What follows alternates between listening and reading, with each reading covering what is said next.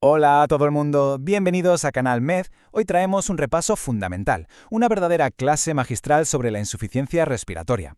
A ver, si estáis en el grado de enfermería o simplemente os apasionan las ciencias de la salud y queréis dominar este tema sin complicaros la vida, suscribirse a este canal es, literalmente, el mejor primer paso. Vamos al lío. Empecemos por lo básico, pero ojo, que aquí hay trampa. ¿Qué es realmente la insuficiencia respiratoria? Pasa muchísimo en los exámenes que caemos en la tentación de confundir lo que vemos, ya sabéis, ese paciente al que le cuesta respirar, que se ahoga, con la definición médica real del síndrome. Y no es simplemente lo que parece a simple vista. Para que no nos perdamos, este es nuestro mapa de hoy. Conceptos y criterios diagnósticos, mecanismos de la hipoxemia, la diferencia entre aguda y crónica, tratamiento, el temido SDRA y cerraremos con los puntos clave que caen sí o sí en los exámenes. Arrancamos con el primer bloque, conceptos y criterios diagnósticos. Vale, la insuficiencia respiratoria es básicamente cuando el sistema de intercambio de gases fracasa. Pero, y esto grabadlo a fuego, es un síndrome que se define pura y exclusivamente por criterios gasométricos.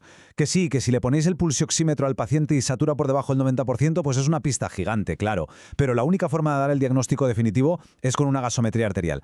Hablamos de insuficiencia cuando la presión parcial de oxígeno, la famosa PO2, cae por debajo de los 60 milímetros de mercurio. Punto. Y dentro de esto hay una distinción súper clásica que tenéis que conocer. Parcial frente a total. ¿De qué depende? Pues enteramente de si el dióxido de carbono también se ha acumulado en la sangre hasta niveles peligrosos. En la forma parcial solo tenemos hipoxemia, pero en la forma total, a la hipoxemia se le suma la hipercapnia, es decir, el CO2 se dispara por encima de los 50 milímetros de mercurio. Así que, resumiendo este bloque, este diagnóstico son números de una gasometría, no es la cara de ahogo del paciente. Si esa PO2 no baja de 60, médicamente hablando, no es insuficiencia respiratoria. Así de claro. Vamos con el segundo bloque, los mecanismos de la hipoxemia. A ver, hay 4 formas en las que el oxígeno puede fallar, pero quedaos con esto porque es vital. El desequilibrio entre ventilación y perfusión, el famosísimo V/Q, es el rey, el más frecuente de todos. Es como si a una estación de tren llegan un montón de vagones llenos de oxígeno, pero resulta que no hay pasajeros, o sea, sangre, pero llevárselo. O al revés. Y aquí entra en juego nuestro mejor aliado diagnóstico, el gradiente arterio-alveolar. Es una brújula total. Nos chiva si el problema está fuera del pulmón, como en una hipoventilación donde el gradiente sale normal, o si el problema está dentro del propio pulmón, donde veremos ese gradiente claramente elevado. En resumen, que no se os olvide, el desequilibrio BQ es la causa que más vais a ver en la práctica. Y para cualquier examen, recordad siempre que el gradiente arterioalveolar es la clave maestra para descubrir qué mecanismo exacto está fallando. Pasamos al bloque 3, etiología y clínica, o lo que es lo mismo, cómo diferenciar si es aguda o crónica. Clínicamente, tenemos 2 escenarios. Por un lado, los síntomas por la falta de oxígeno, la hipoxemia. Aquí el paciente tiene taquipnea, está cianótico, con muchísima ansiedad. Lógico, le falta el aire. Por otro lado, están los síntomas por retener CO2, la hipercapnia, que da dolor de cabeza, mucha somnolencia diurna. Y atención, alerta roja de examen aquí. Los signos neurológicos como ese temblor involuntario en las manos, el famoso flapping o asterixis. Si veis eso, pensad en hipercapnia directo.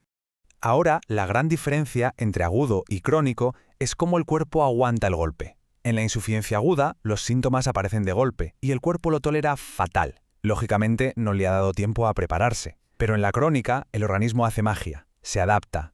Es alucinante porque con el tiempo, los riñones empiezan a retener bicarbonato para compensar el pH e incluso el cuerpo fabrica más hemoglobina, lo que llamamos poliglobulia, para intentar transportar el poco oxígeno que hay de forma mucho más eficiente.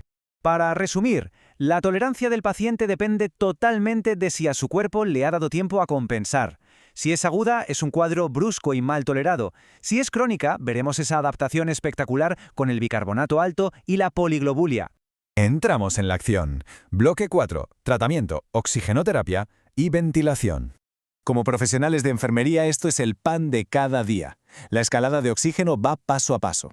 Empezamos suave con las gafas nasales que dan un flujo bajito. Luego pasamos a la famosa bendy mask. Y si hace falta, llegamos a la mascarilla con reservorio para meter la máxima cantidad de oxígeno posible. El concepto estrella que tenéis que dominar es que la bendy mask, o mascarilla tipo Venturi, es la opción número 1 en una urgencia. ¿Por qué? Porque nos permite controlar con una precisión milimétrica la mezcla de oxígeno y aire que le estamos dando al paciente. Pero claro, a veces el oxígeno no basta. Ahí es cuando saltamos a la ventilación mecánica. Tenemos dos mundos, la no invasiva para pacientes conscientes usando la famosa CPAP o la BiPAP y la invasiva, que ya son palabras mayores, con intubación y sedación. ¿Cuándo damos este gran salto? Pues cuando la oxigenoterapia se queda corta, si vemos que el paciente se agota y hay fatiga muscular, si el pH se nos desploma por debajo de 7,30 o si el paciente se deteriora neurológicamente. Resumiendo el tratamiento. Es una escalera. Vamos subiendo desde las gafas nasales hasta la ventilación mecánica si la cosa se complica. Hay fatiga o el oxígeno falla. Básico para vuestra práctica clínica diaria. Vamos con el penúltimo bloque, el síndrome del distrés respiratorio agudo, el temido SDRA. Esto es súper grave. Se produce cuando hay una agresión brutal en los alveolos que desata una inflamación masiva. Los capilares se vuelven permeables y los alveolos literalmente se encharcan. Y ojo al dato, que esto es clave. Forman un edema no hidrostático, llenísimo de proteínas. Hay que saber diferenciar si esto pasa por un daño directo al pulmón, por ejemplo por una neumonía, o indirecto como una sepsis que afecta a todo el cuerpo. Es una complicación tremenda, con una mortalidad que asusta, entre el 40 y el 60%. El resumen aquí es cortito pero letal. El SDRA es una inflamación gravísima que inunda los pulmones. Y recordad esas palabras mágicas para los exámenes, es un edema no hidrostático. Y llegamos al final. Bloque 6. Los puntos clave para que arraséis en los exámenes. Fijaos, vamos a ver qué no es la insuficiencia respiratoria para no caer en las típicas preguntas trampa. No es simplemente que el paciente tenga disnea o esté cianótico. Tampoco es ver una mancha blanca, un infiltrado en la radiografía. No es tener una capacidad vital baja en una espirometría. Ni es solamente hablar de hipoxia a nivel de las células. Nada de eso. Lo que nos devuelve a la regla de oro, la frase con la que empezamos y con la que quiero que os vayáis hoy a la cama. La insuficiencia respiratoria es un síndrome que se define exclusivamente en función de criterios gasométricos. Si os quedáis solo con una cosa de esta clase, que sea exactamente esta. Bueno, y para terminar, os lanzo una pregunta. ¿Cuál va a ser el próximo gran reto clínico que queréis dominar? En enfermería nunca se deja de aprender, eso seguro. Ha sido un placer enorme desmenuzar este tema con vosotros y espero de verdad que os sirva muchísimo, tanto para estudiar como para el hospital. Si queréis seguir aprendiendo así, directo al grano y de forma clara, suscribirse a Canal Med es el movimiento perfecto. Dejad en los comentarios qué otros temas os atragantan y los preparamos para los próximos vídeos. Un abrazo y hasta la próxima.